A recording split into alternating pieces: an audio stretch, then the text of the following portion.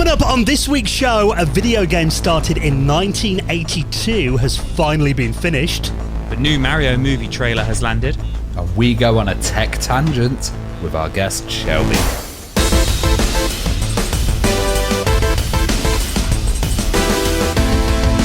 And the Retro Hour podcast is brought to you each and every Friday with our good pals at Bitmap Books. Now, something you should check out, and we'll tell you more about this in just a bit, The Secret History of Mac Gaming, the new expanded edition, exploring the Mac's overlooked legacy as a gaming platform. You can check that out and the rest of their retro gaming books right now on their website at bitmapbooks.com.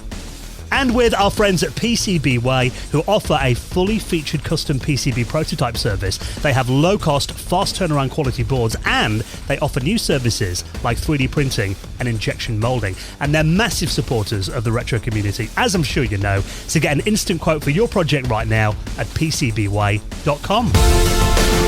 Hello and welcome to the Retro Hour podcast, episode number 348, your weekly dose of retro gaming and technology news with me, Dan Wood. Me, Ravi Abbott. And me, Joe Fox. And a very warm welcome to this week's show. Of course, a podcast that every Friday takes you on a nostalgic trip back in time, reminiscing about the golden age of video games and technology, bringing you up to speed on all the happenings in the world of retro, and of course bringing you a special guest on the show each week. And I'll tell you more about our guest this week, who is incredible, in just a moment. But actually, when the show lands, you and I, Ravi, will be on a jet plane heading over to a massive Amiga event that's going to be happening in Germany this weekend. Yeah, it's really a busy time for events. We've just seen lots of video footage and stuff of people at Play Expo, and they seem to have a really good time there. And, you know, it's just amazing that video game events are coming back again. And this one's very special because for me, I used to go to these big 90s Amiga shows, and Dan didn't used to go to them. You know, he never went to the huge crazy ones like World of Amiga, but now in Germany it's the Amiga 37 event, and my god, they've sold over 1,000 tickets. I didn't know there were that many Amiga lovers in the world.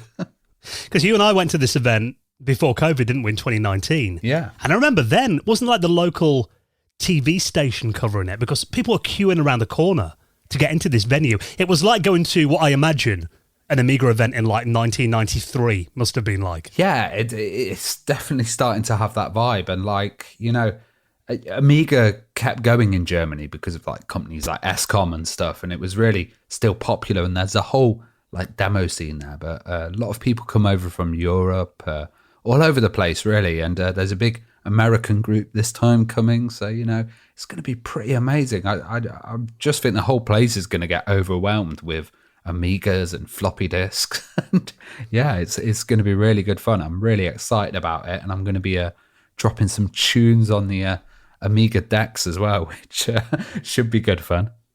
Yeah, so look out for, obviously we'll talk about it next week on the podcast, but if you are coming out there this weekend, just near Dusseldorf to Amiga 37, we will hopefully see you there. It'd be nice to see a few familiar faces, and you know, it's always nice when listeners come over and introduce themselves and say hello, isn't it? I like how you didn't pronounce the town name because it's quite hard. Go on then, Ravi. Go on, say it. Mönchengladbach. I think I've actually got it right. I've been working on it, and that's just going to add loads of comments from German listeners like, no, it's total wrong pronunciation. And I'm going to be flying out at 8 o'clock on Friday morning. So I've realised to get there to Heathrow in time from Nottingham, I've got to leave here at about 2 a.m. Oh, so gosh, hopefully I'm going to be reasonably awake on Friday night, and we'll have a get together. So if you're coming out this weekend, it will be great to see you there. And of course, we've got lots of news stories to talk about. I know you're chomping at the bit to talk about the Mario trailer, Joe. Is it going to be as good as the original Mario movie that everyone else in the world thinks is dreadful, but is your favourite film of all time? It's not going to be as good as it. There we go. Let's move on. Where's Bob Hoskins? Oh. No, you're making him sad now. But we have got a guest who's going to be coming up on the show as well in around half an hour from now. And, you know, we bring you all kinds of guests on this show, but I do really enjoy it when we talk to like-minded other content creators. And this week, I was really pleased to be able to talk to Shelby, who's a YouTuber who runs a channel called Tech Tangents. Now, he's been one of my favourite YouTubers for probably about 4 or 5 years now. He's been on YouTube since around 2011. But really, his channel's only kind of blown up since around 2018, when he did a video building his ultimate Windows 98 rig. And I don't know if you guys have seen this, but most people probably have, being that it's on almost 7 million views, that video now. Yeah, I did actually see that one. And it's pretty interesting because I want to do a Windows 98 rig as well. And some of the stuff on his channel is amazing. Dan, this is a channel that you have been on about for so long. You really do rate it. So I'm really looking forward to hearing this interview. I tried to make it, but I was trapped on the bus. So Dan's doing this one solo because of the traffic. God damn it.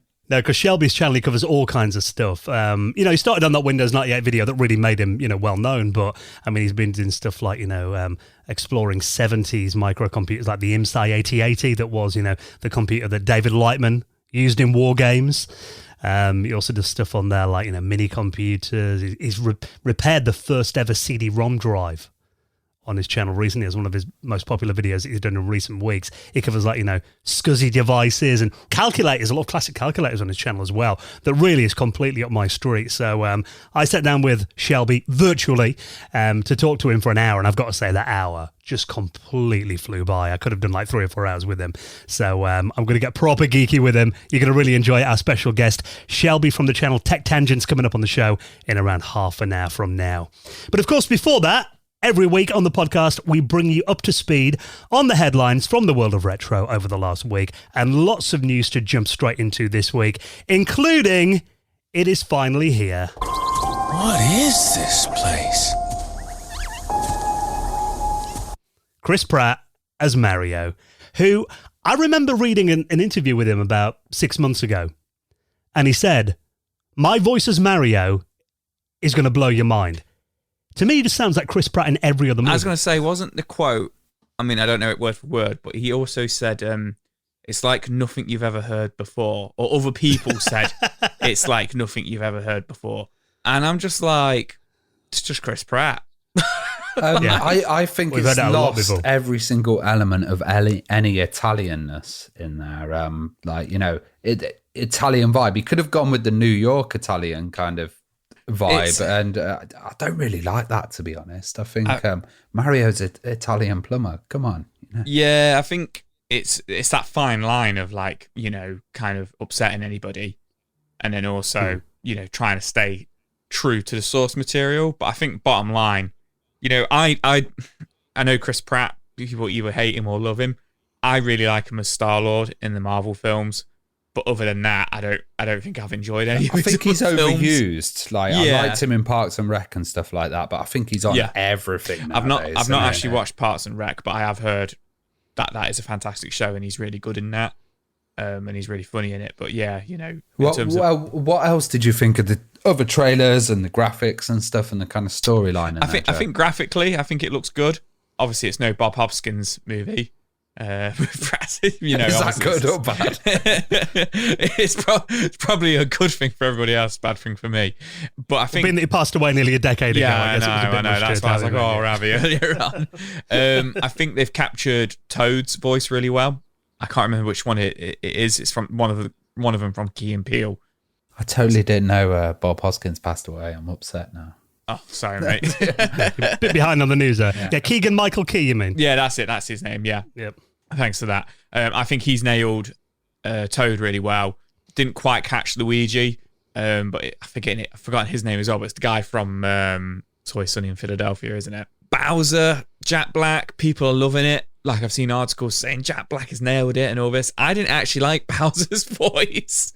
I had more of an issue with Bowser's voice than I did with Mario's voice, with Chris Pratt. I didn't really. My only issue with Chris Pratt's voice is it's just Chris Pratt. It's it should have been Charles Marionette. The original Mario voice actor. It should have been him. Bottom line. I'm looking at the cast now on IMDb. It says he's in it. He is credited on there. He's credited on there. Also, have you seen the French trailer? So no, they've got a French trailer which has a different voice, and it does sound more like Mario. Yeah, it's got that Italian little vibe as well. Yeah, I've heard that does sound more like Mario. Like, people are saying they're going to watch the French version with subtitles. French one with subtitles. Yeah. I'm going to learn French just to watch it. 'Cause it's more. Yeah, but is there an Italian version? Surely that'd be more logical. Oh yeah. Yeah, there probably will be. But I think the trailer overall, It looks fine. I think, the bottom line is it looks fine. And they haven't, for me, and they haven't had as much hate as the original Sonic trailer did. To me, Mario doesn't look like a man. He looks like a man-child hybrid.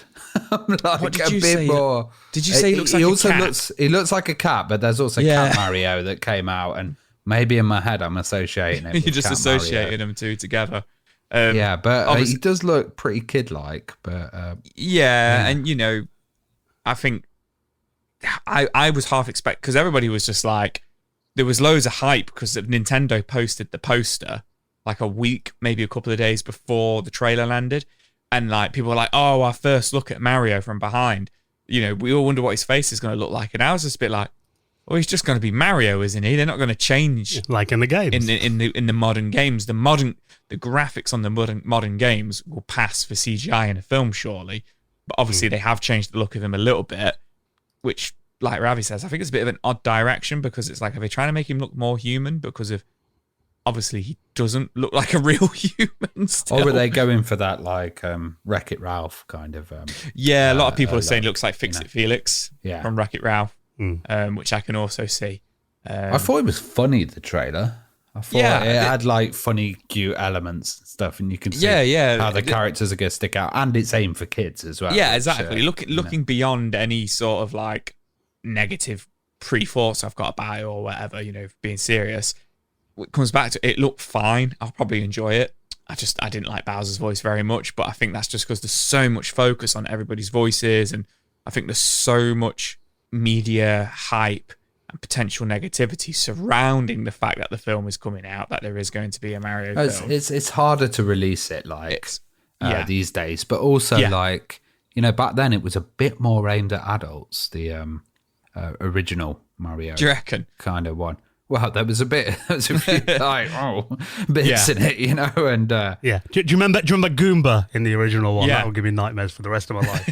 I think there might be a lot of double jokes in there, or tongue-in-cheek kind of ones in the new one. I don't know, or it might just go totally fun kids vibe. Yeah, Yeah, I'm interested to see Donkey Kong and Cranky Kong. How that works with them being in there, and it's Seth Rogen, isn't it? Donkey Kong is. Don't know if I'm looking forward to that or not. That's what it'd be like. I can take or leave. Seth Rogen. Some films I think he's great. Is he going to be a stoner? Or is he? I was going to say I don't think I've ever seen a Seth Rogen film without any, I think forced on you that he's stoned. There was one where he said he's never not been stoned when doing a film. So on set even. That will be interesting. Charlie Day is the voice of Luigi. There we go. But he's very good in Sunny in Philadelphia, and he's got a kind of fun, exciting, confused voice as well. So I think, he's very different. His voice. He'll probably suit that quite well. But overall, from seeing the trailer, I mean, like I say, it's just my opinion. I'm not the voice of the people or anything like that. I think it'll be fine. I think it'll be a decent film. I think it's probably the right direction to go in terms of like keeping people happy. We've only got, early next year, 7th of April, 2023, the release date for the new Mario movie. So I'm sure there'll be plenty more trailers between now and then. Plenty more controversies as well. Yeah, more than likely. Now, what about this for an impressive video?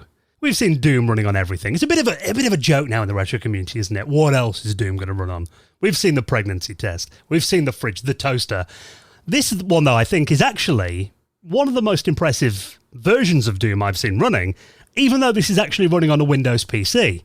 Now, you might be thinking, well, what's so impressive about that? Someone's got Doom running inside Notepad. Yeah, this is pretty interesting. It's running at 60 frames per second as well. And it is in Notepad. Now, the thing about this is it's not actually running in Notepad. Notepad is used as a display. Right. So it's kind of using a function within the Windows API, which is taking the output of Doom.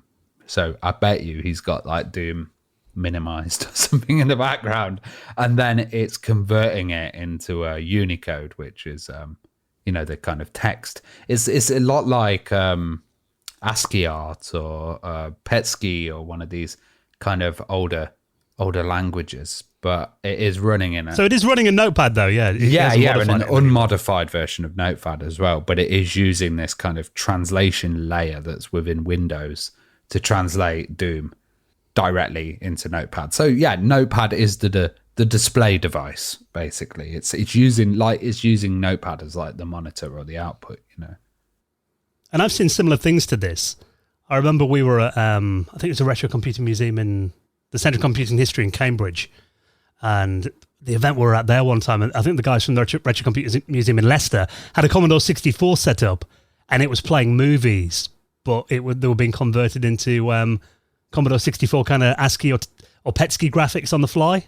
Yeah, so I imagine it's probably something like that. Well, it's kind of like they're capturing the input, they're sending it to the app, and the app's kind of taking screenshots and then remotely opening it in real time in Notepad, and then kind of converting it into text as well. So yeah, it's a pre-made library code. So you could do this with the API, and you could do this from any bitmaps, really. You could create that, but I do think it's really innovative, and it's like just the kind of novelty of being able to run that. And I'm also a huge fan of ASCII art and text art and stuff like that. I really love that, and it's good to see that coming out and, like, you know, getting a bit of attention there. And also, I'm a fan of Notepad. Like, I thought Notepad was wicked. I used to use that for my web coding, just using Notepad before people, you know, had a lot of these big editors and stuff like that. And yeah, it's just got that lovely connection between, you know, legacy computing and Doom, of course, running on it, which is just really nice. I've got to say as well, the speed of it, like you said, 60 frames a second, it kind of looks playable if you kind of squint your eyes and lean back from the monitor a bit. I mean, yeah. it took me a minute to kind of see it. I wouldn't say it's playable personally. I can't see the enemies, put it that way. And he says, you know, I'm not good at Doom. I think, you know, his gameplay skills are actually pretty decent considering what he's playing it on. So yeah, I mean, again, it does kind of seem to be a bit of a benchmark now. You know, can it run Doom? And when it's running and stuff like this, I mean, I imagine it's one step from doing this to getting it running on like a 1970s terminal or something next. I think the only way you could do that would be cheating, though. So what you'd need to do is you'd need to have like something running Doom, like a Raspberry Pi, and then pump it into the terminal. Yeah, and use that as the kind of display device. I don't think it would have the computing grunt or power to do it. And yeah, obviously he's got Doom hidden somewhere, and he's kind of pumping it out to this. But yeah, I'd love to see it natively done in an old 70s terminal. But yeah, I think that would have to be a massive demake where it was just, you know, kind of like a basic 3D maze kind of engine. There's your job for next week, Ravi. Yeah, I'll do it whilst I'm having a drink in Germany. Yeah, how did I do that next morning? Wake up with did it while you're DJing on a Notepad thing or a terminal. Yeah. Well, speaking of random fan remakes, how's that for a nice segue?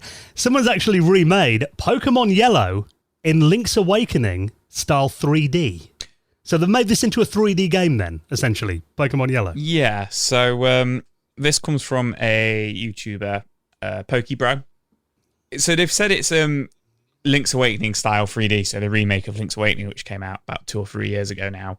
I guess it's in a similar style, but graphically it isn't. It's in the same style as in they've taken a 2D pixel Game Boy game and made it a 3D Switch-looking game. So don't get me wrong, I think this looks absolutely amazing.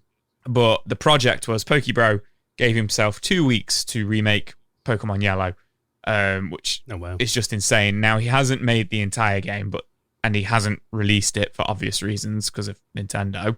But what he has made is perfectly playable, and he's put out a 5-minute video, and it explains it really well how he's made it. So I know you guys aren't the biggest Pokemon. Oh, mate, this is completely my jam. Oh, really? Okay. Yeah, this is like... Yes, I love it. Yeah, so he's made it in voxel art, which is like the 3D pixel art. And he started out with so in the original Pokemon games, you know, they're very basic Japanese style JRPGs. And in this, it seems a little bit more real time. So he's programmed it amazingly, and he's made all the assets from scratch. He's completely made the game from scratch. You know, he's made your little main character, Ash Ketchum, you know, Yellow, whatever you want to call him. And then he's made Pikachu. And in the original Pokemon Yellow, Pikachu, you know, the novelty of it was Pikachu was out of his Pokeball following you, like in the anime that had come out of the TV show. And he's made it so well. So when you walk around, Pikachu is following you, and he shows you how he's programmed it to like walk, how Pikachu like follows you around and everything. But then if he sees another Pokemon rustling in the grass, he will like, if it comes into his sight, he will like run over and collide with it. So, and then they will start battling. And, you know, they battle in real time rather than it changing to a battle, you know, screen like in the original Game Boy. Yeah. And then he's programmed it so you can catch the Pokemon with the Pokeballs like you meant to. And he had to like, he went into the original game and went online and figured out how like all the kind of like the moves, not the moves work, but how much damage they do to different Pokemon, and how actually catching a Pokemon works and the statistics behind it. So if they've got less than 30% health, this is what percentage you'll have of catching a Pokemon. And he really, really went into it, and it just looks it looks fantastic. Like, considering he's made this in 2 weeks, it is amazing. Now, don't get me wrong, he's only covered like the first 2 towns and 2 routes in the game. So it's a very small portion of the game, but it's probably still the first kind of 20 minutes, half an hour of the game. And yeah, you know, he's just made it look absolutely fantastic. Yeah, I wish this was real. This is my period of Pokemon. Yeah. And like the way that he's done it is, it's kind of like a reimagining in 3D, because when you played it on the Game Boy, you had such a limited space of what you could actually see.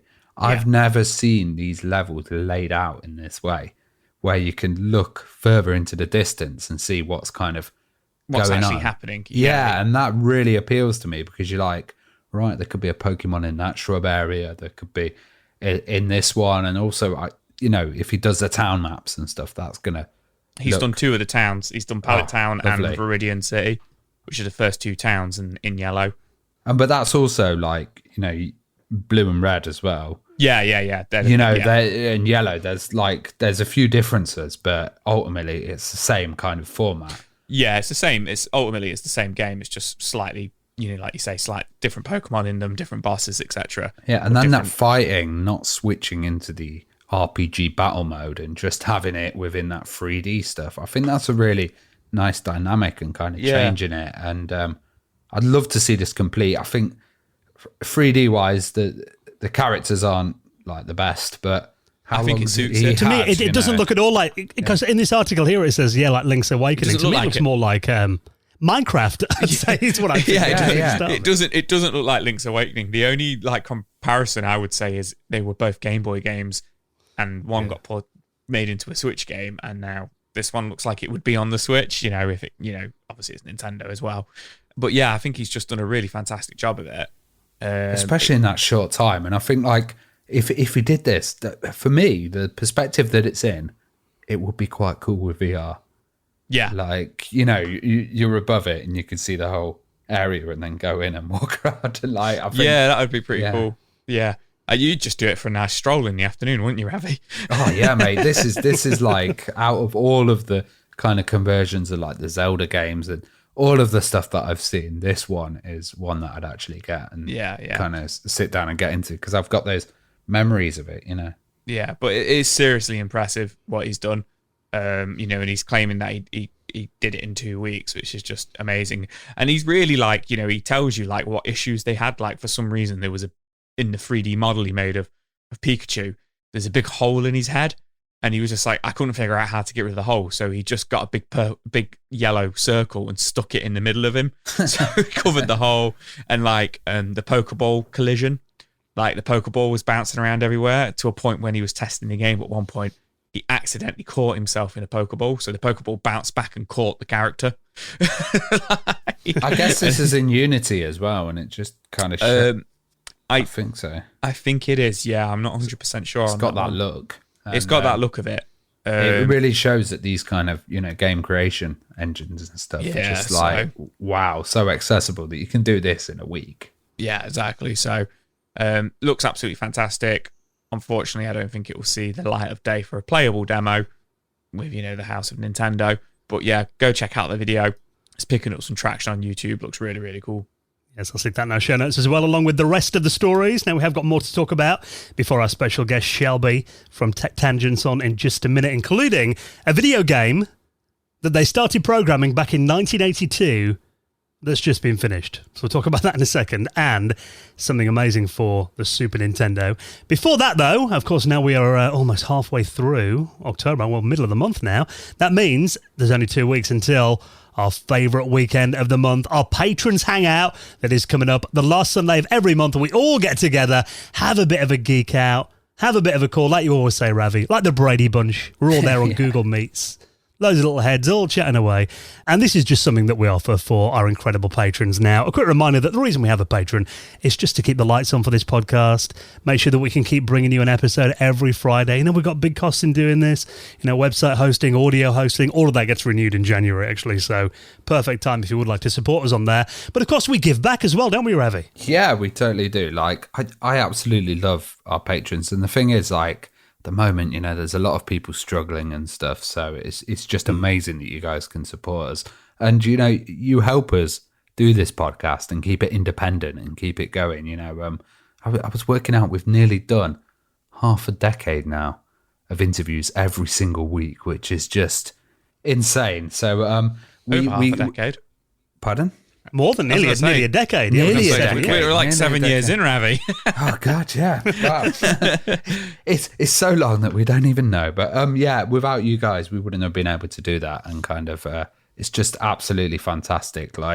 You do get some amazing rewards as well. So you get an ad-free episode, which is on a personalized feed. So you can have that put into your podcast client. Then you get an ad-free episode, and then you get a couple of patron stories as well, extra on that one, and we make the interviews a bit longer as well. So you get a little bit of extra content, and then you get our After Hours podcast, which is crazy. We talk about all sorts there. We've been reviewing games recently, which has been really nice. Our listeners have given suggestions for that, and we've been able to find some titles that we've never explored and looked at before. But also, there's the After Hours, there's the meetup as well, which Dan was saying, that's absolutely fantastic. And it's like a little club, and we sit around and have a beer and, talk about really obscure stuff. What's the difference between an ostrich and an emu was one of them recently. That took up way too long on the last Patrons Hangout.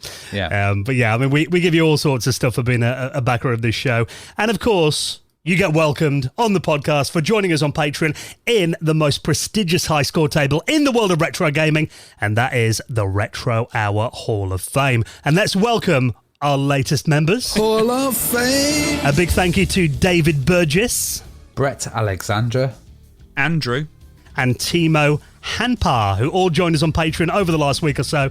Massively appreciate your support, and if you'd like to join the Retro Hour Patreon community, all the details are on our website at theretrohour.com. Now, we're going to be talking to Shelby from Tech Tangent in just a minute. Tell us about this, though. This looks pretty cool. Elden Ring for the Super Nintendo. I've been pulling out all the fan remakes and demakes this week. You love it. You love a good I do fan love version them, of and the I game, do though. love Elden Ring. I really, really enjoyed that. Came out, I think it was February this year now, and I played it to death for about 4 or 5 months. So this comes from 64 Bits Animation, who I think we've discussed a couple of their kind of like creations in the past. So this isn't a playable demo or playable game or anything like that. This is an animation as it stands.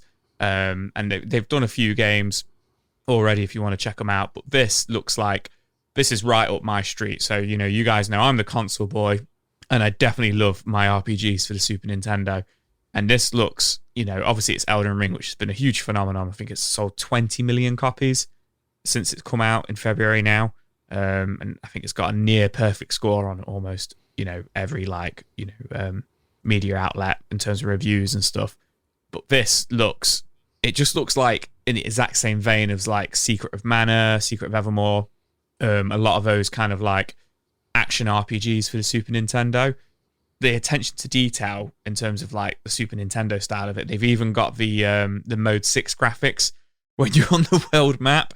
So in Elden Ring, you travel around the world map like on horseback, but like the whole world is like one world. You go into caves, you go into castles. Like, obviously it's on next gen, so there's like hardly any loading screens and all that.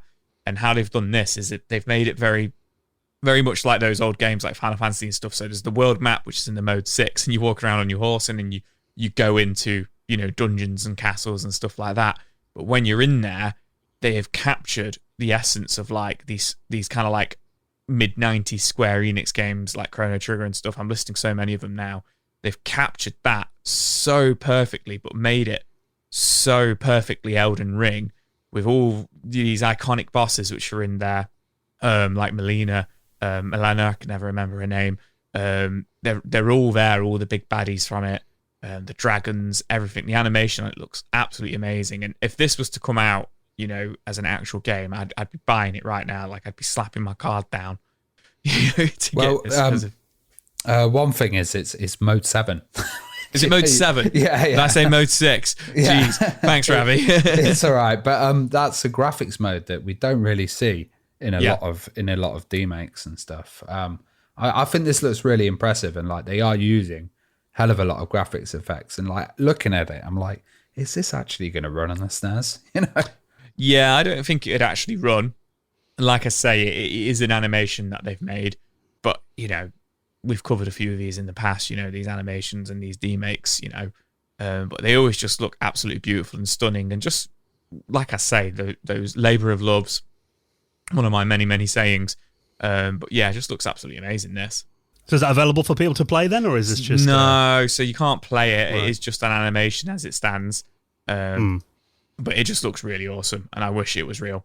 Oh, the teasing is so much. I know. Make some games we can play that look amazing. I know. So, yeah, if you're going to check it out, though, it is very cool. I'll put that in our show notes as well. Now, obviously, making a video game, I imagine it's quite a time-consuming process. This has got to be a bit of a record, though. A text adventure that was started back in 1982 has finally been finished. So how's about that? 40 years in the making.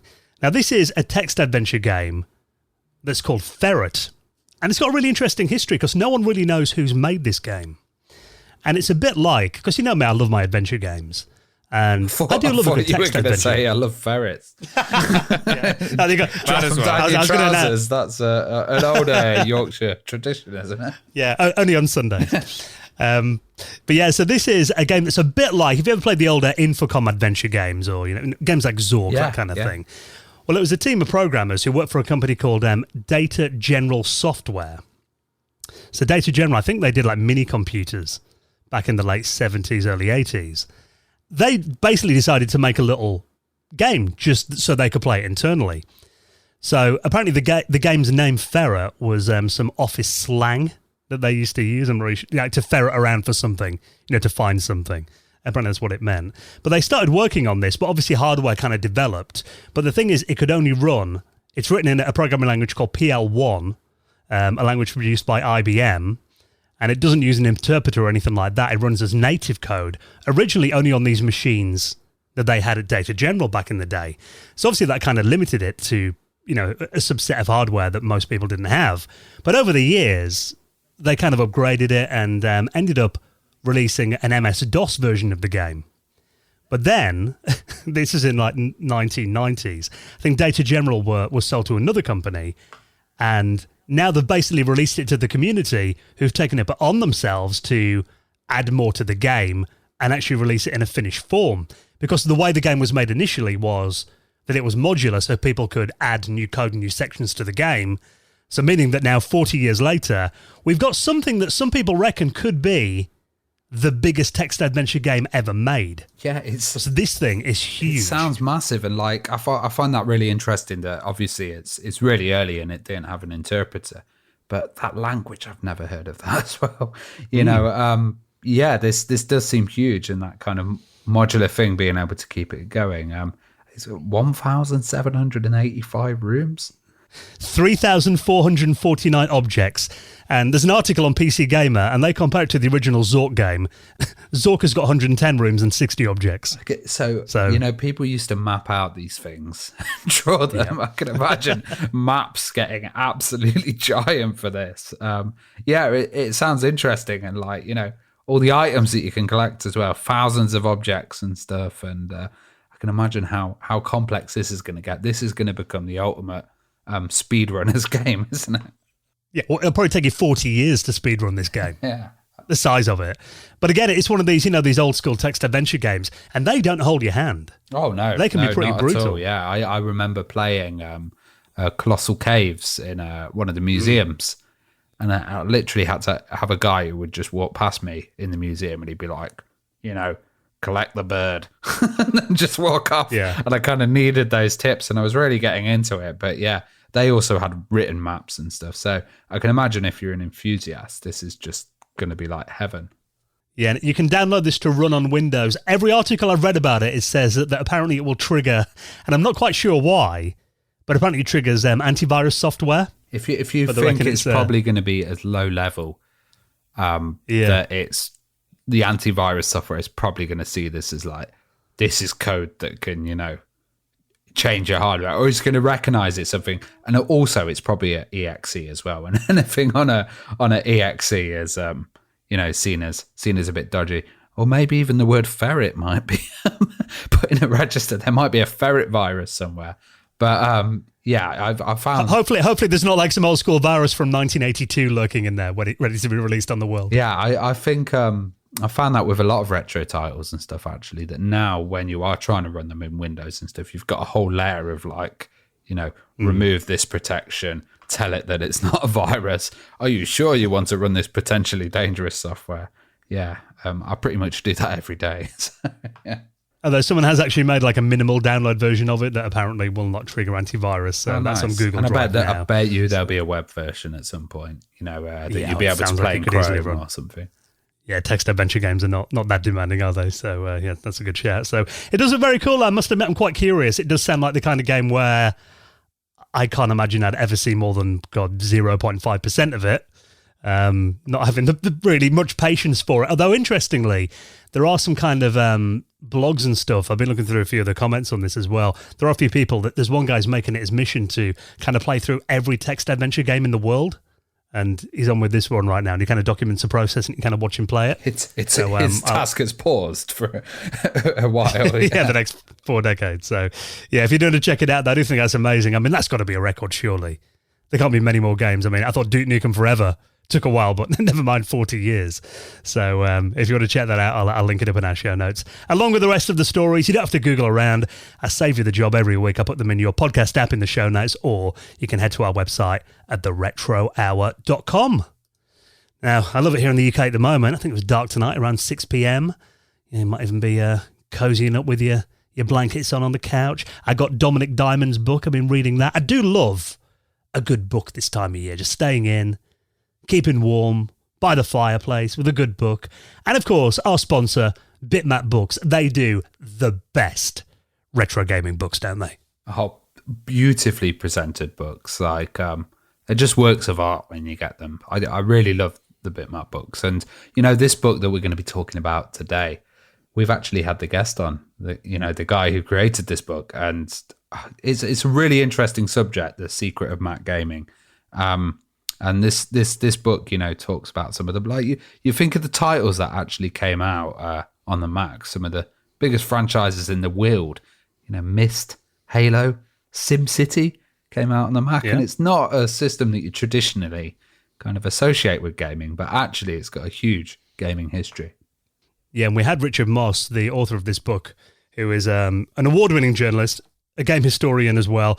And this book, The Secret History of Mac Gaming, it's a new expanded edition of it as well, containing around 80 interviews with key figures from that era, and of course covering all those games you mentioned, and lots more too, at 480 pages long. Of course, like all of Bitmap books, some really eye-catching, gorgeous colour graphics in here as well.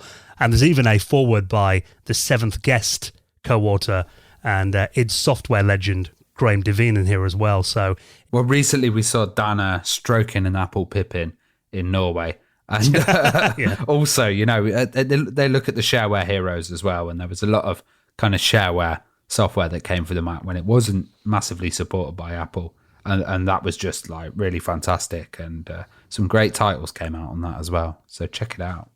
Yeah, so if you didn't think the Mac was a gaming platform, this book could definitely open your eyes. The Secret History of Mac Gaming, the new expanded edition, you can check it out right now. And the rest of their retro gaming collection.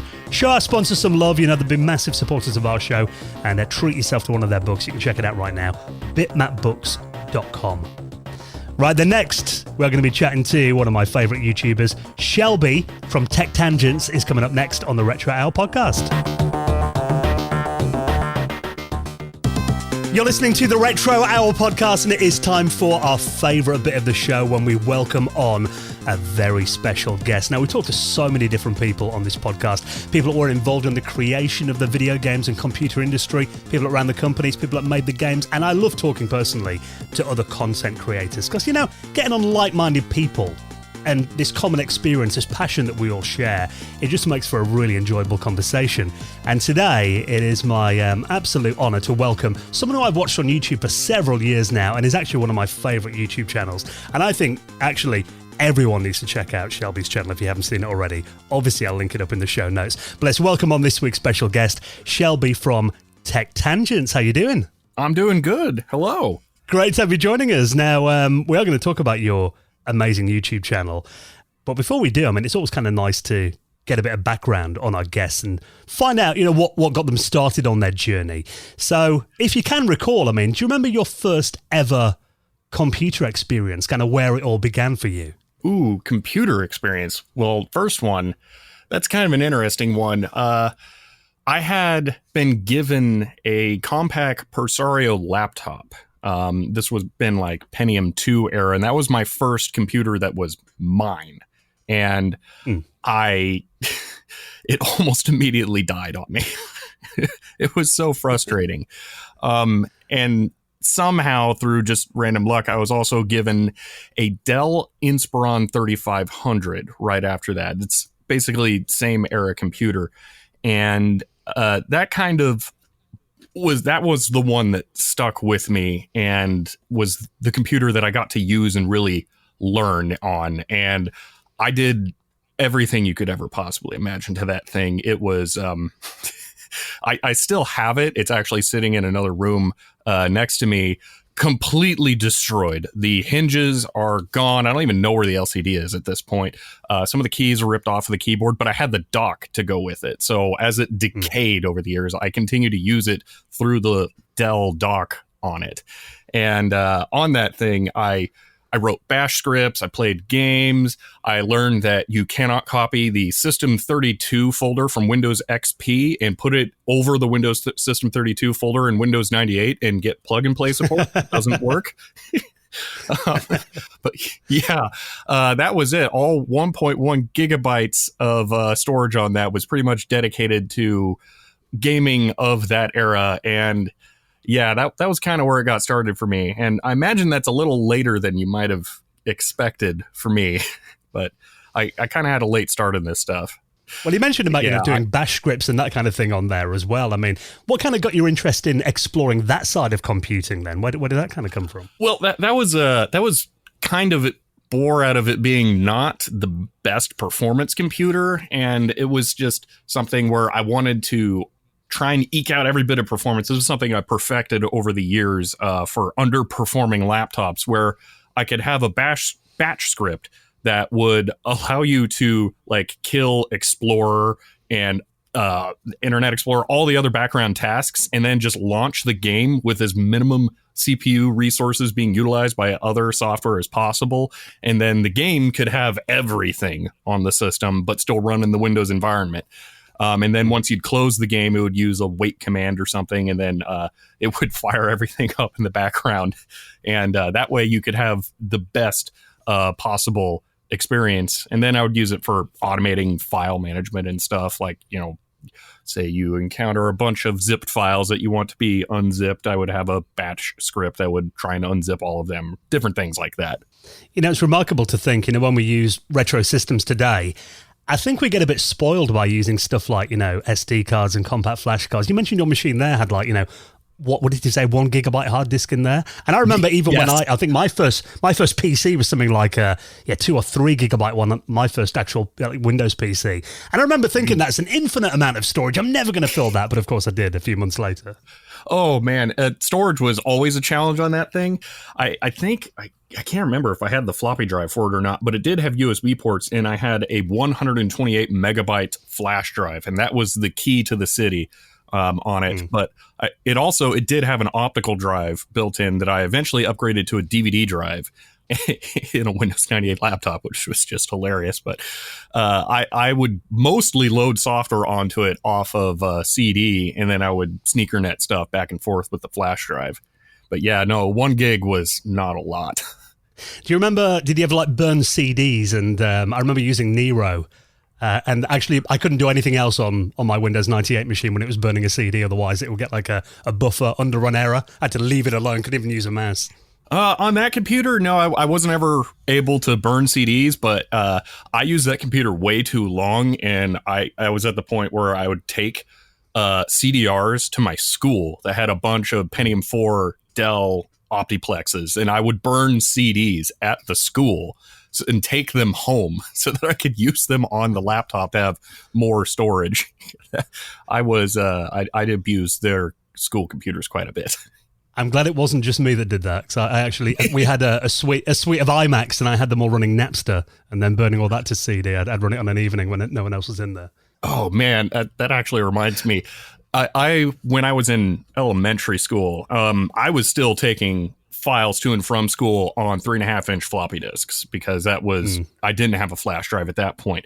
And then there was a school I don't even remember how I ended up in some kind of multimedia class where we were editing videos, and I used this really weird computer that I'd never seen before, and it had like this really advanced graphical user interface, and the software was all flashy and quick, and I didn't know what it was at the time, and it took me so many years after to actually figure out what it was. I was using a G4 iBook and at the time it just seemed like space age computer stuff, going from Windows 98 at home on floppy disks to this at the school. And it was always really funny because in the back of my mind it was just this mysterious computer, and now I think I have one somewhere actually. But yeah, it was just nowadays it's like, oh yeah, it's that's what it is.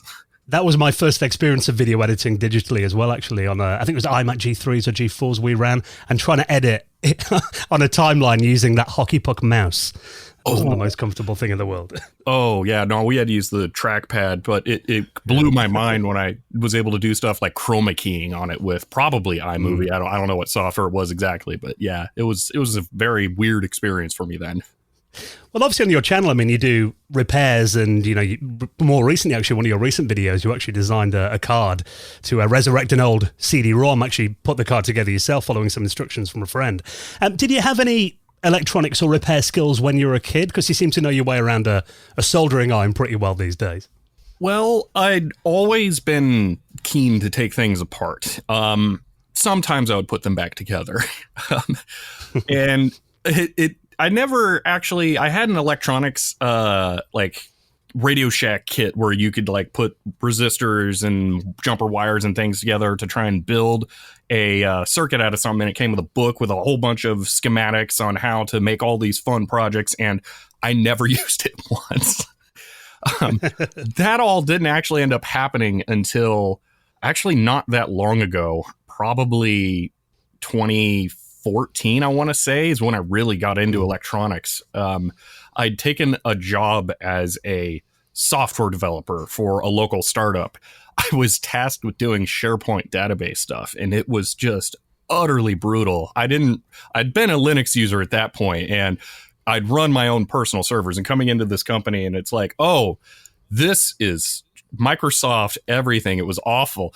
And while I was there, I demonstrated an aptitude for just learning things in general. And someone in the product development department there had asked me a couple of questions about doing C programming on a microcontroller.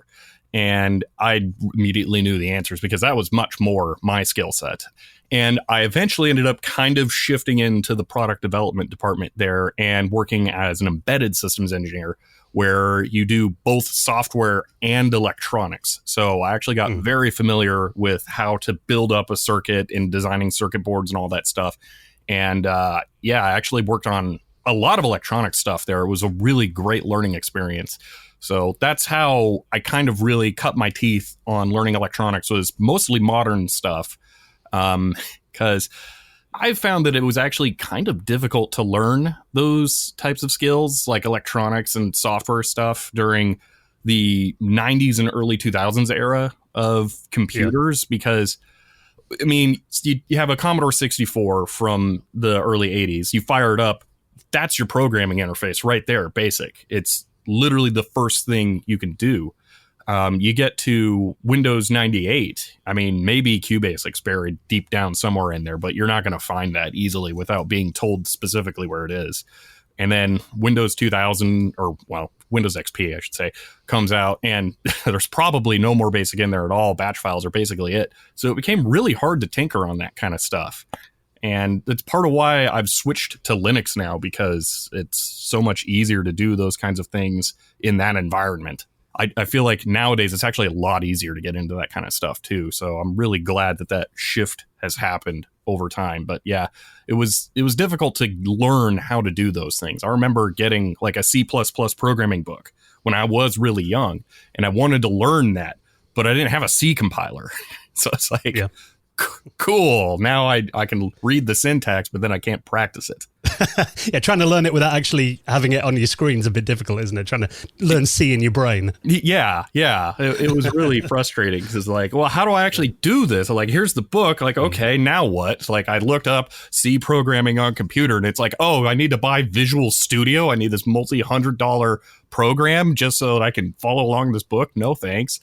Yeah, you're right. Some in computers in the 80s, they dropped you into generally basic. So you were encouraged to tinker with it and start programming. But like you mentioned, that when computers became more of a commodity device, I suppose, that was kind of taken away, and you really had to drill down and want to find it, didn't you, or be able to afford the software? Yeah, no, it's a totally different experience to try and do that stuff. Like, I actually still have this like desire to write software for Windows 98. I actually have Visual Studio C++ 6.0 right next to me, because I still have this dream to do that. And I have installed it on one of my computers and compiled one of their DirectX demo programs. It's like, one of these days I want to actually make it happen. But yeah, you have to go out and you have to get something for that era and beyond. And it's just really disappointing, because it really makes it harder to get in at that entry level and learn how to do that stuff when you could before, and there's no reason it couldn't be done now. It's just like that.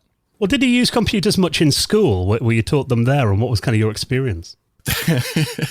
I generally actually tried to use computers as little as possible in school, because I was always so far ahead of the curve that everything they were teaching was completely pointless. Yeah. I remember middle school, the computers were still barely being implemented there. I mean, there was a typing class. Actually, I do remember this. There was a typing class where there was Mavis Beacon teaches typing going on, and I was atrocious at that. I was hunt and peck. I couldn't be bothered. I actually ended up, I think, getting a pass on that. Oh no, I remember that now. When I would get like reviewed for grades, I would suck at typing. Like, the teacher would watch me type, it'd be terrible. But I remember I figured out how to scam the software. It would not count misses on the particular version that we were using. And you could there was like one particular typing game where it would show you like a constellation, and then it'd be like, oh, press this key. And then you'd press, that key, then it'd show the next key, and then you'd press that key. And there would only be a couple of keys, because it'd be trying to teach you to keep your fingers on the home row. But if you just sat there and you spammed all the keys on the keyboard, it would eventually just pass you. It wouldn't count all the keys that were wrong. So I cheated my way through that. And then when it came to like final exam, I failed miserably. But yeah, after that, it was, like there was a computer class. I was like, oh, here's how you use the Office suite and Word and PowerPoint. Like, Okay, that's not really computers. That's learning how to be a Microsoft employee. Okay. And then high school comes around. There was a computer class. This is one of my favorite stories. There was a computer class there.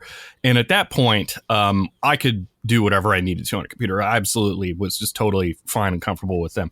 And I was like, I went to the class administration office, whatever it was, admissions, I don't know.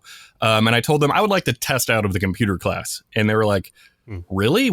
I guess you could do that. We've never had anyone do that. And like, yeah, there's just no reason I need to take this class. So I got a schedule done to go test out of the computer class. I go in there, I meet the teacher, I take the test, and I get 100% because it was all like really trivial stuff, like learning how to do copy paste.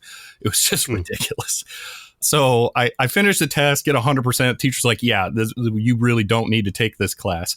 And then they're like, I have this computer that has a problem. And I was wondering, could you like look at it? Maybe you know what's wrong with it. I'm like, sure. So I go over there, and it is a Dell Optiplex from that era, Pentium 4 kind of thing. And I open it up, and it has 2 Rambus Terminator sticks in it instead of actual RAM. So it's just blank PCBs in the RAM slots. And I'm like, oh, it doesn't have any RAM. That's why it doesn't work. And then I left, and that's when I knew, okay, yeah, that definitely would have been a waste of time for me.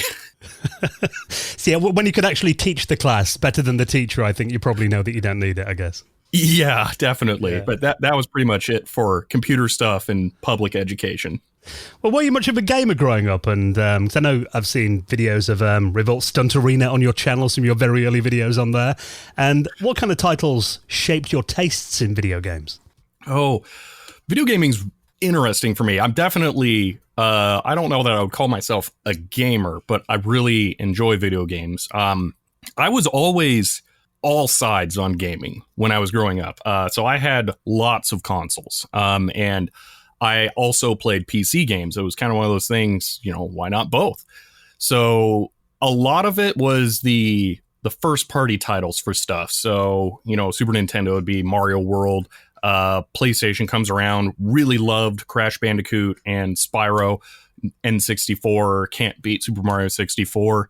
But I also played a lot of PC stuff, and there's really weird titles that stick out to me that I played a lot. Like, and there's one I'm actually here that immediately comes to mind. I'm still trying to get a box copy of Wacky Races, which was based off of the Saturday morning cartoon. I played Pod a lot on PC. It's just a wide swath. And you'll appreciate this because I've listened to some of your guys' podcasts, and I've had a Jaguar when it was new. Oh, wow. And still have it, and actually have a fairly reasonable Jaguar collection as a result. And yeah, it's kind of interesting. I have a Jag CD that is mostly from that era. But yeah, no, so I played a bunch of stuff. And yeah, generally I've never really restricted myself to one platform. And it's just what kinds of games it is. If it's a fun game, I enjoyed it.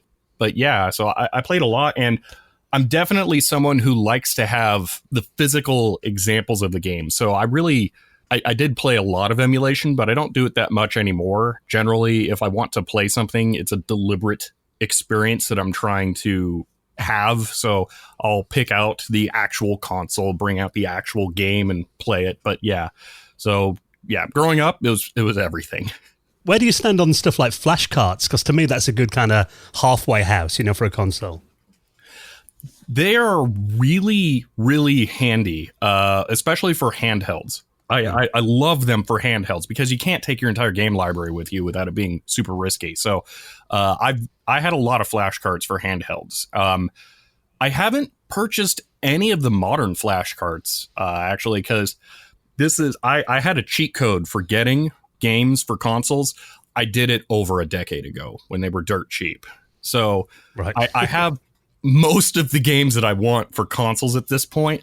So I haven't bothered getting any of the modern flash cart type things. One of the ones that I regret, I may actually go back and get is a Harmony cart for 2600, because I really like those systems. And I feel like that one in particular would be really nice to have. But I don't have a problem with people buying those or utilizing them, and I don't think it invalidates the experience at all to have that.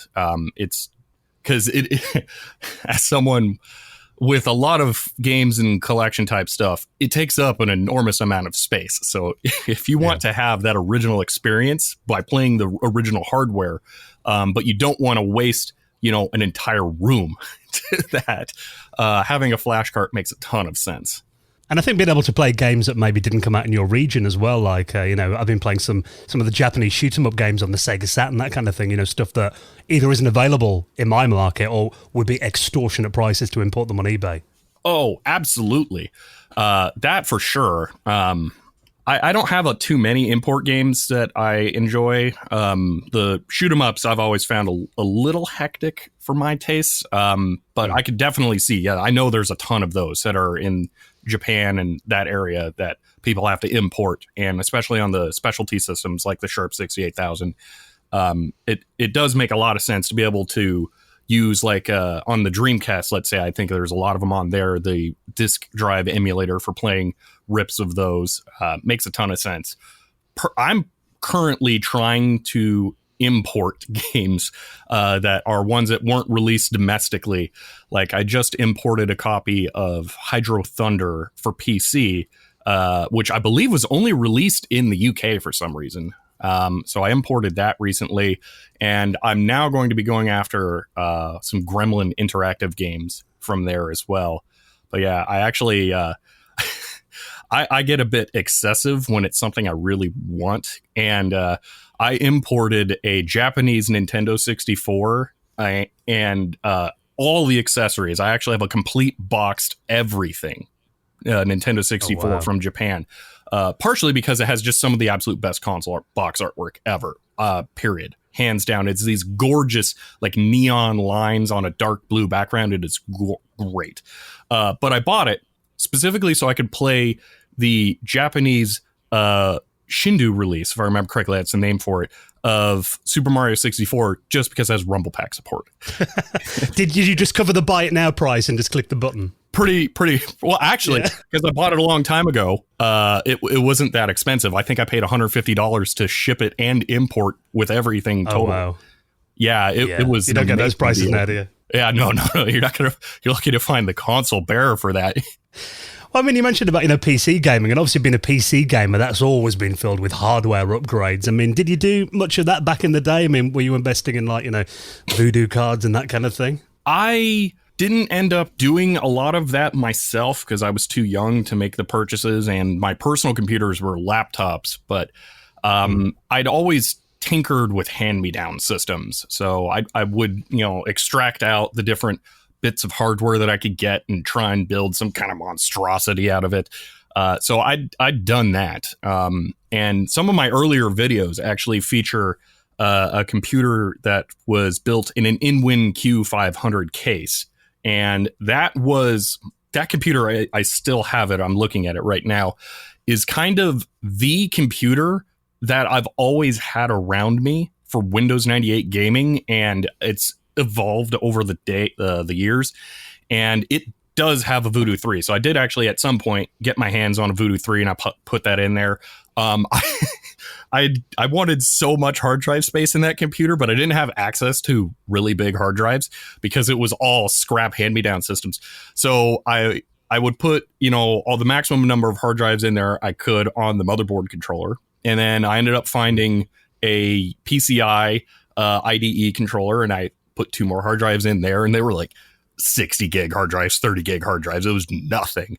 And then I maxed those out because I was actually collecting games through different means. I would get like jewel case games from Goodwill, that kind of thing. It wasn't really like a big thing. It was mostly just like I wanted the games.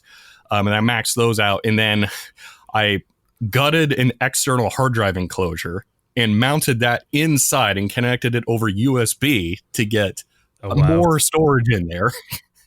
So I bet you could hear that machine from the end of the street, all those hard disks in it.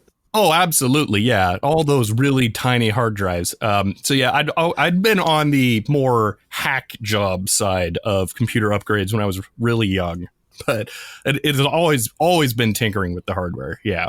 You have to make do with what you can get, though, don't you? Yep. Yeah, definitely. It's a very different experience now, which is really weird. Trying to get this stuff. Like I don't see as much hardware like that you can really go through and experience now. Computers have become too simple. You got motherboard, CPU, graphics card, power supply. You're done pretty much. So it's a lot harder to do that now. Well, you mentioned that you're mainly a Linux user today on your main machine. I mean, when did the change from Windows happen for you then, and why did you want to leave Windows behind as your main daily driver? Oh, that is very easy, actually. And I could almost I could pinpoint it to literally the exact date if I looked it up here. But I used Windows Vista on an HP Pavilion with a Core 2 era Centrino processor, and it had a 9600 GT graphics card in it. And with Windows Vista on that machine, it was one of the worst computer experiences I'd ever had. And it got to the point where I would plug in a flash drive and it would blue screen. It was sounds like Vista. Yeah, it was miserable. So I was a day one buyer on Windows 7. All right, I got an OEM copy. I installed it on the laptop. Oh, it was fixed. It was better. So I was using that, and then the Windows 8 developer previews started coming out, and I saw that they got rid of the start menu completely. And I was like, oh, the talk is happening. The tick-tock, good window release, bad Windows release. And it's like, I'm not going to suffer through Windows 8. And I'd been experimenting with using Linux on other computers. I had a netbook that I'd purchased to take to high school so that I could use my own computer through classes. That was a whole other thing that was great. And I'd put Ubuntu on there.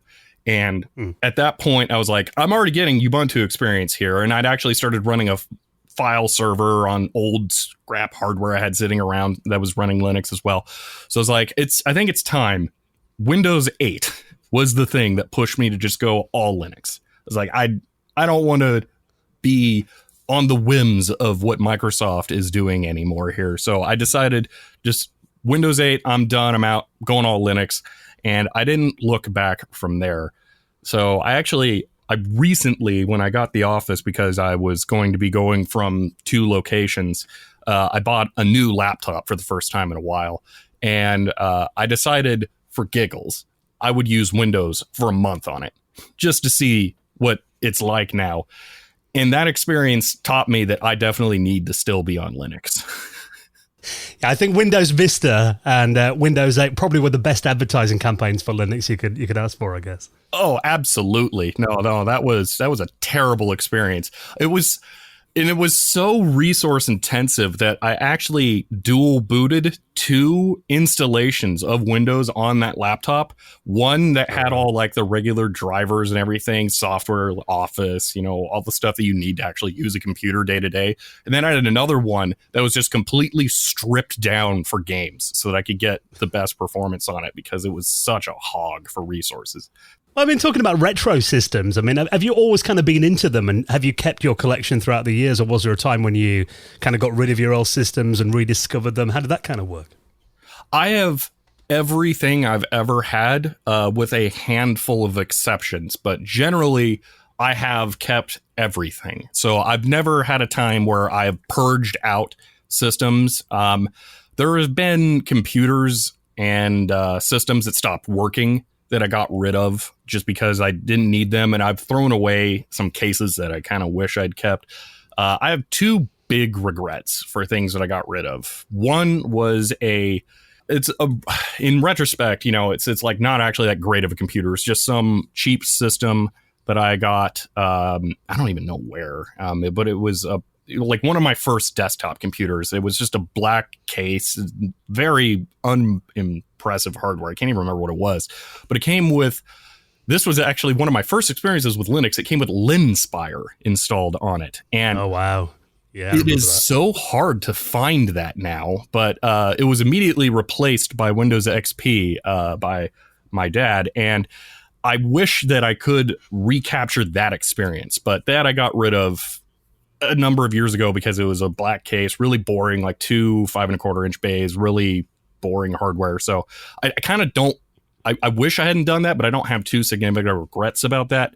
The only thing that I've ever gotten rid of that I really regret was a 21-inch ViewSonic CRT that I'd hand put in a trash can because it had really bad ghosting that I now know was either just bad capacitors on the input board or the cable was just frayed internally. And if I'd replaced it, it would have been fine.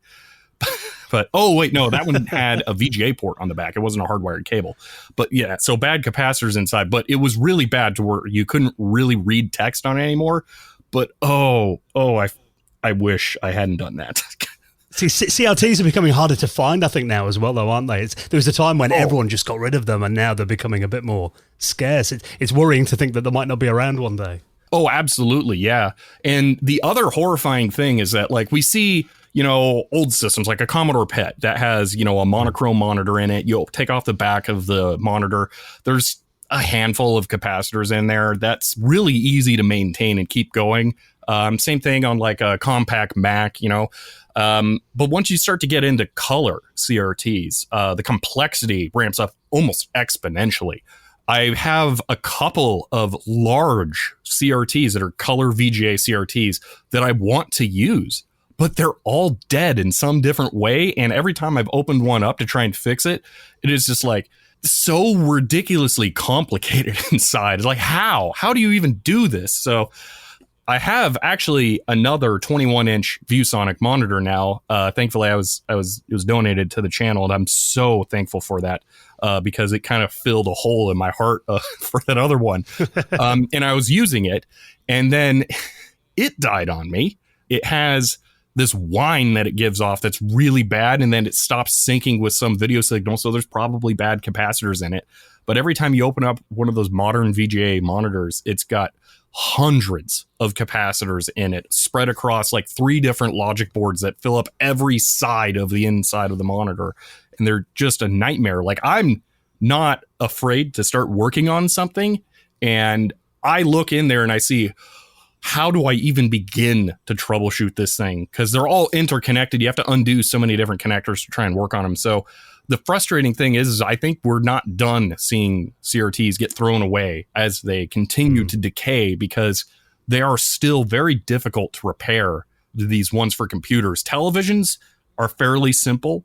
The dedicated monitors for older systems, fairly simple. But the Windows 98 and on era of VGA CRTs is just going to become really hard to find, I think. Yeah, because I've got a really nice Mitsubishi Diamondtron 21-inch CRT. And that died about 10 years ago, but luckily a local TV repair shop fixed it for me. It was only a power issue with it, but I'm dreading the day that dies completely, just because it's such a nice screen, and getting replacements now is just getting harder and harder, isn't it?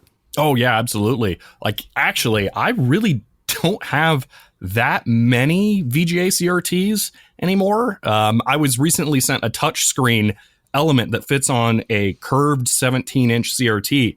And I was like, well, this is super cool. I want to put this on one of my monitors so I can try it out. And as I look through everything I think I have one that it'll fit on. And I'm not really looking forward to putting it on that one because that's the brand new one I unboxed for my Windows 98 20th anniversary build. And I kind of didn't want to modify that one.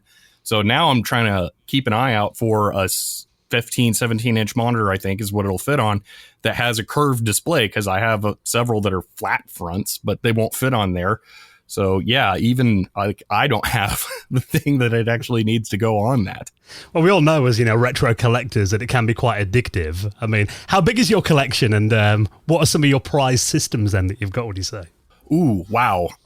This is something I'm actually trying to figure out right now.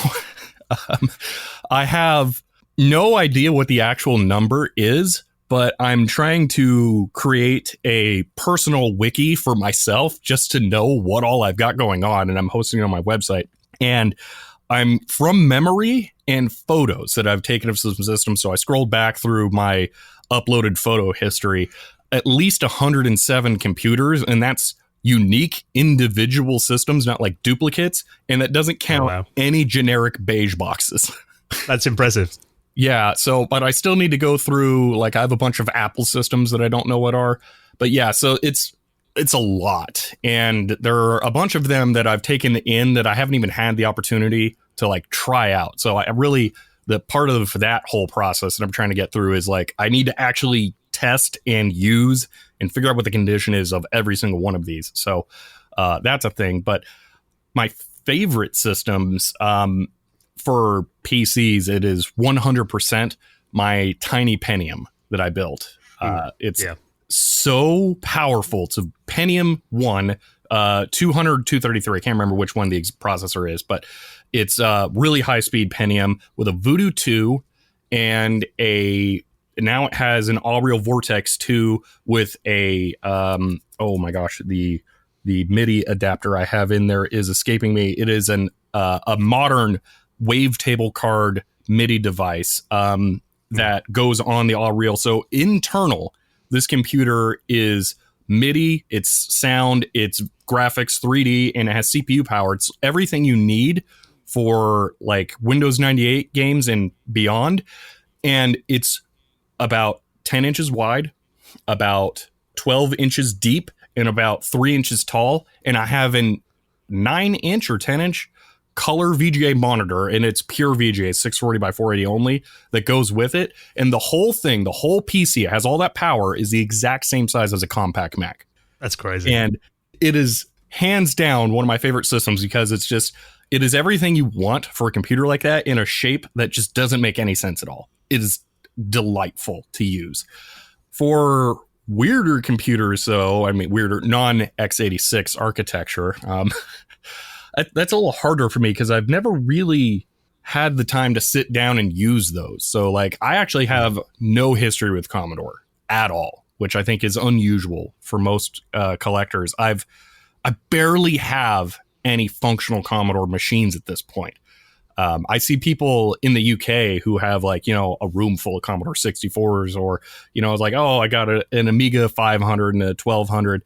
It is so hard to find them where I am that I have barely any of them. I have 2 Commodore C64Cs, and I think one of them works. It may have bad CIA chips, so it can't connect to peripherals. And I have a VIC-20 that's actually the first vintage computer I ever purchased, with the intent of it being a computer that I'm collecting, that is in the box and dead. The first time I tried to turn it on, completely dead. I have to still figure that out.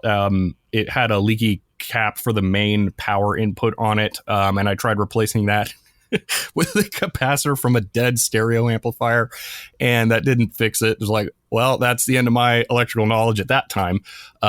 So I put it back in the box. I still need to get to that at some point. That would be kind of interesting.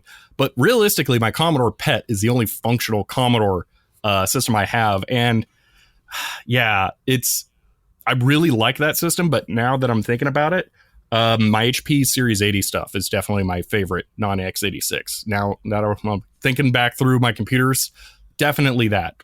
The HP Series 80 stuff is very unusual. And I think most computer enthusiasts who remember for like games and stuff, they have no idea what those even are because they're science and engineering computers. And they're basically designed to go next to all your lab equipment and control that stuff and display graphs and plots of those kinds of things. When you can use them in that environment, they are so good. But outside of that, they're almost completely useless. Like, I have one of 3 games that were ever released for that platform, and it's just a bunch of stuff that HP released to demonstrate like the real-time graphics capabilities of the machine. It's not like you're meant to actually play this. So there can't be that many of those in the world left today. Oh, the Series 80 stuff? Yeah, I don't know. That's really hard to say. The only other YouTuber I know who actually like collects that kind of stuff is Curious Mark, who works at the Computer History Museum. And that's partially because he uses a bunch of HP test equipment with that computer. So he's doing that. And I'm kind of starting to build up that setup myself. I have an HP Logic Analyzer, HP Power Supplies, HP Multimeter, and I'm trying to build up this functional ecosystem of those things. But yeah, there's not a lot of them out there, I'd say, because they're so purpose made and slow for some things. Their processor runs sub megahertz. It is like a 670 kilohertz processor speed, but it has a ridiculous number of instructions per cycle because of the way that it works. It's kind of crazy, but it has operations built into the basic software that you wouldn't see in any other system for a long time. It's actually, this is really interesting. It's one of the few computers that does not have a Microsoft derived basic. So Commodores have a Microsoft basic that they licensed and then modified over the years. Same with the TRS-80 line that went on, like is famously known. The Model 100 is one of the last systems that Bill Gates actually wrote code for. But the HP stuff is its own basic. And if you use it the way that it's meant to, it is one of the best experiences. I always love unique systems like that as well, that are just like totally different from anything else you might be used to. And obviously, I mean, on your channel, I mean, people can follow your progress with these machines and your amazing live streams that you do on Twitch as well. One of my favorite videos that you did last year was when you got your hands on an Atari ST that I remember being quite a popular computer over here back in the late 80s and early 90s. What were your kind of initial impressions of that system then, and why did you add that to your collection? So that goes back to the video game console stuff. I've always been very receptive to older systems. So I actually have a lot of Atari 2600s. I'm trying to complete a collection of all the different hardware revisions of that. I have the 5200, both 4-port and 2-port, the 7800 as boxed system with the European controllers, thankfully, and the Jaguar, as I mentioned. So for me, getting the Atari ST was like the continuation of the lineage of that. And I actually have a bunch of almost all of the 8-bit Ataris at this point as well. I think I'm just missing the 1200 XL. So I really like the Atari stuff. And it's always been like the ST is kind of similar to the Jaguar, although I can't remember if it was the Falcon that's actually the same as the Jaguar or if the Falcon was more advanced, but they're very similar. And I wanted to experience that. And this is kind of a larger thing here. I have a rule where I don't seek out computers. So everything I have ever collected, I have either bought locally or had donated to the channel. So I don't generally import computers. The Nintendo 64 I mentioned I imported was the only system I've ever imported, and that was just because I wanted a specific import game. So it was basically what it was going to have to be.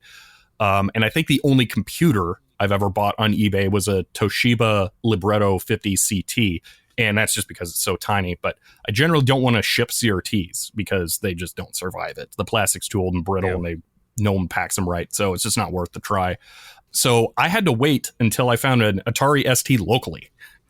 And that was only the second one I'd ever seen locally. So once I saw it pop up and not an astronomical price, like there's some Amigas listed on Craigslist right now, but that I would have to sell my car to be able to buy. Right. But once I saw that Atari ST, I was like, well, that's it. I'm getting an Atari ST. So I got that. And then I realized just how little stuff I have to make it work because there is just nothing around here for ST. Like I can barely find computer games locally because most people don't collect those because they're enormous or you need weird hardware. So they're really kind of, despite being valuable nowadays, they're still, under the radar for the most part. But ST stuff just doesn't exist. So I'm pretty much reliant on what I can download as far as disk images and stuff like that. So I've been trying to get that set up, and then everything has failed on it since then. The 1224 monitor had some caps fail in it, so that doesn't work. I actually have recently purchased the capacitors to repair that. That will be a live stream at some point, like you mentioned with Twitch. I'll repair that, and then I can get back to trying to get the system going. But I got it with the 31 or the 314 drive. I'm not sure what the general accepted way of pronouncing that is, but the half density drive, the regular density drive. Yeah. So I can't run most software on it. So I've also been on the lookout to try and get the double density drive so I can actually use software, because apparently it's like the 1.2 meg drive in the PC world where there's barely anything that was released that way. So I'm still trying to work towards getting the Atari ST to work, but I need to get a monochrome monitor for it at some point because I really want to experience Cubase on it and writing music through the ST, because that was another reason I wanted it, was its amazing MIDI capabilities. I'm fascinated by all that. Actually, I'm kind of trying to build up like a 90s music production setup. So I have the Roland SK88 that I did a video on. I love that thing. I have the Roland MC303, which is just a really generic music composition device that's mostly meant for like electronic dance music. And then I have a Roland W30, which is famous for having been used by the Prodigy for doing a bunch of sampling stuff. And I really want to combine the ST with the W30 as a sampling type system where it can be sequenced on the computer and then played back through the keyboard. Well, yeah, I know you've gone really old school on the channel recently because I saw you got your hands on an IMSI 8080. And, you know, War Games is my favourite film of all time. So when I saw that you unboxed one of those, I was like, my jaw dropped. So what do you think of like the 70s microcomputers then? 'Cause I know you've got a few of these in your collection now. Have you had much time on the IMSI yet? I have not started on the IMSI yet. So that's a whole process that I'm getting into where I'm trying to... hopefully this is a video that comes out within the next couple of weeks or months, but it's so many projects going on where I'm trying to come up with a solid way of reforming capacitors for old systems, because you pop open one of those 70s computers and there are capacitors in there that are so ridiculously enormous and they cost like $50 per capacitor to replace. So it's like, I want to give this thing the best possible chance it can to work when I do it. So I'm trying to lock down a process for bringing the system back up to life as safely as I can. And that's the same thing with the data generals as well, is that I want to make sure that I do that right. So trying to work through that. So unfortunately, I haven't turned on the IMSI or the CompuPro that I got with it. But it will happen eventually. And both of those systems, they are so weirdly configured. I'm pretty sure that whoever was using them had a bunch of different systems. I think they had like a whole office full of them or something. I'm not really sure because there's so much excess hardware that came with them. I think I'm going to have to basically tear them completely down, remove all of the cards, and then just rebuild it with just what is needed to work. Because I think they put a bunch of extra cards in there just to store them. So I don't believe that they're turnkey as they sit. So I have to learn how to configure an IMSI before I can even use it, because it is so weirdly just crammed full of stuff right now. But hopefully it didn't come from NORAD or somewhere. Yeah, well, I actually, this is one of my favorite things when I buy these old computers. I try and talk to the people because I want to learn the history of like what was it used for? Why is it being sold? You know, these different things.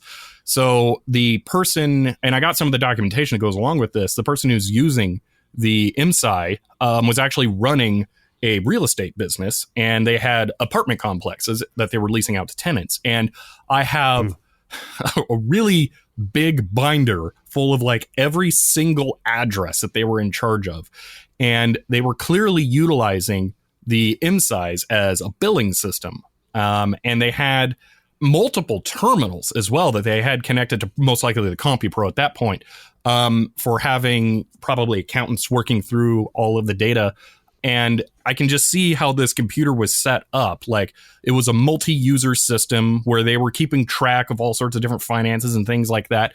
So it was, I can kind of tell what it was used for. And it's really fun to do that. I also got, I didn't really get into this in the video because I didn't quite know what was there, but I got 2 hard drives with it that are just ludicrously amazing. They are 8-inch wide form factor hard drives. One of them, I believe, is 20 megabytes and the other one is 40 megabytes. And they come in acrylic cases that are clear, that are just like a slightly smoked brown. But then the drives have been put into these beige metal enclosures and they're so boring. And I can only imagine that those hard drives have the customer data on them, but which makes me slightly happy because there's probably nothing on those drives that I need to try and recover. So I kind of want to, like, once I have the system working, figure out what's on those drives, but then just take them out for display because they're so pretty. I explored what they looked like on Twitter once, but yeah, they're ridiculous. I bet they sound amazing spinning up as well. Oh, I have not had the dare. I have not dared to try and do that yet because, I'm really hesitant to roast these things because stuff like that, I got those computers for so cheap compared to what they normally sell for. And anything that I would have to replace on them would cost more than what I spent on them. And I have just so much going on that I try to avoid breaking really expensive things. So I don't have to try and hunt those parts down. And then they're rare too in that era. So yeah, I have not tried powering them up because I don't want to find out that they're broken. Like actually, I found out in one of my live streams the other day, I had Usagi Electric, who has the Centurion systems. He was chatting in there and he mentioned he had a head crash. And I was like, I haven't actually looked at the removable platter packs for my Data Generals to see if they've had that. And I shined a light in there and actually saw one of the platter packs has had a head crash, which is really scary because those heads were considered wear items. And I actually have the service logs for those computers, and the heads had been replaced before. So I'm hoping that the head had been replaced after that, but I don't know. So that's the kind of thing that I'm scared of finding out what happens. Like, oh, maybe there's this initialization process for the hard drive to protect it, and you need to do that. And then I just fire it up to hear it for giggles, and then it dies. So, yeah, and sometimes if you don't turn it on, then in your mind it's still working, so you don't worry about it. Exactly. Yes. Yeah. Well, you resurrect hardware as well on your channel, and one successful video that you did recently was with the CM100 CD-ROM drive. Now, I believe this was the first CD-ROM drive, wasn't it, for personal computers? Yeah. And tell us about the experience and what happened there. Oh, that was just incredible. So I purchased that drive. I can't even remember. I think it was 2021 now, which it felt forever ago. It's been a year and a half. I know that much. I figured that out for the video, but I'd been trying to find one of those for years, and I'm sure I'm not the only one. And I managed to luck into buying one on eBay for a very reasonable price. And it didn't come with anything. It was just the bare drive. And it's like, I know that it needs a weird card because it's an LMSI interface. And I'm just going to buy the drive. I'll figure out the rest later. So I got the drive. And then in an unusual move for me, I actually powered it up, turned it on, and put a disc in it to see if it spawned. Just because I want to know, is it actually going to work? Is it worth trying to track everything down? And it did. It spun the disc up. So, this will actually maybe work one day. I don't know if the laser's good because, they might have, it has a whole bunch of spray paint on it and etchings on it that it was used in the school. It's very likely that it got used to death. And then they retired it and replaced it with something else. So I don't know. I'm going to keep it, and I'm keeping an eye out for cards. I'd had an eBay search that was a Boolean operation for like nearly every LMSI card. And I had multiple of these searches because I needed to filter out some things. And none of them ever showed up.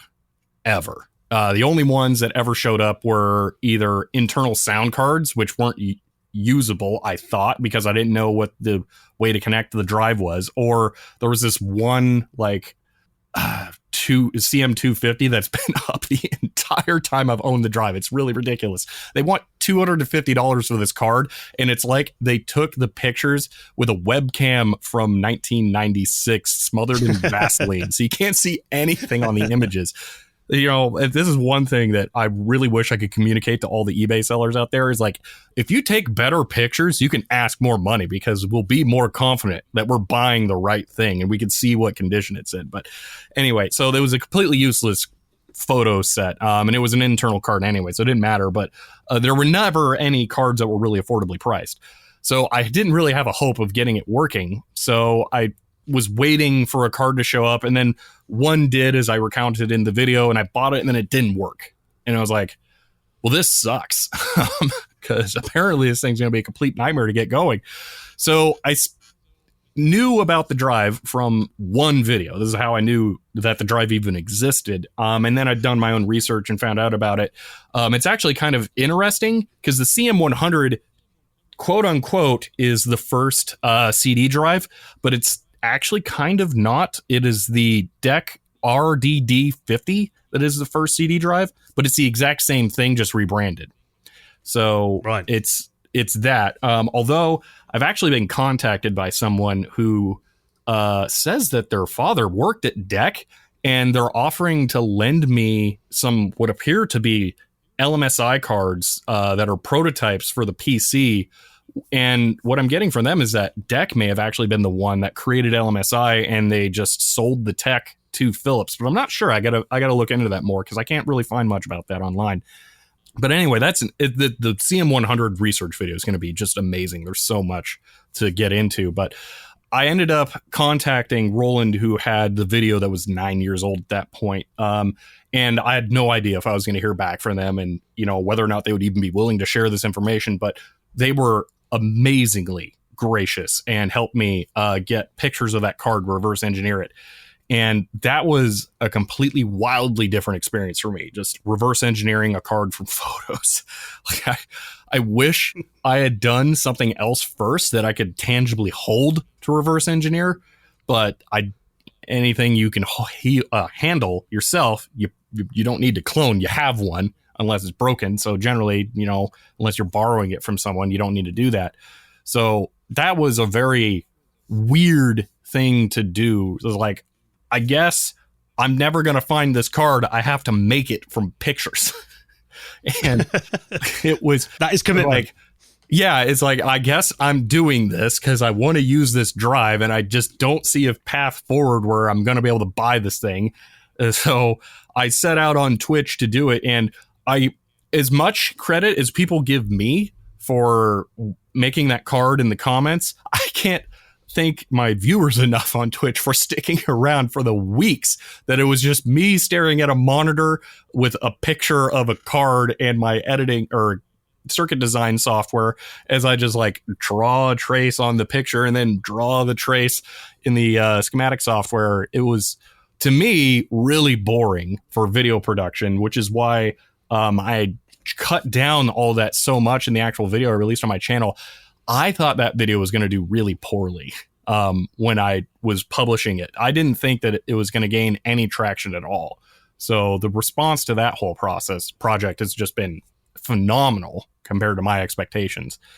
But yeah, no, that was a project of necessity, not of really like, oh, I want to do this. It's like, oh, I have to do this. And the moment you get it working as well in the video, I was watching it, and then when it actually, in DOS, you could actually see the drive there. I was like, yes, actually, I felt your joy in that video when you got it working. The elation. It was like, I couldn't, I don't really write drama into my videos. It's not what I do. But I could not write, even if I wanted to try, something more like dramatic than that. Like, I got the card working. Well, I think I have the card finished, I should say. And then the drive, it seems like maybe it works. But then I try all of the different software drivers for this thing, and none of them work. And then one of my Discord members is like, this one other driver that's technically not for this drive kind of mentions that it might work with that card.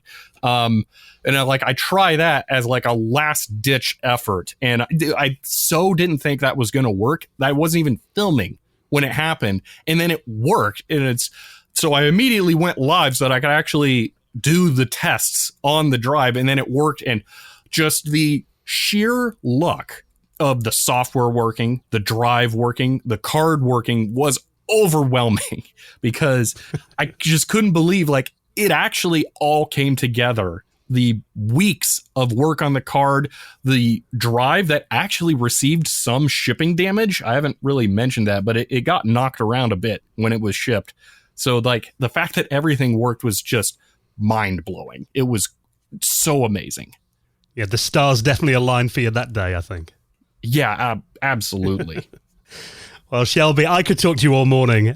Such an interesting channel you've got. And I think that's the reason why you're so successful as well. You mentioned that, that video's already on nearly 180,000 views in just over a week. And I think it's because you're covering this stuff that there's not really much more information out there. So I think, being a viewer of your channel and following you on this journey is just incredible. So everyone should definitely check out your YouTube channel, Tech Tangents, and your Twitch channel as well, which I'll put in the show notes of this week's episode.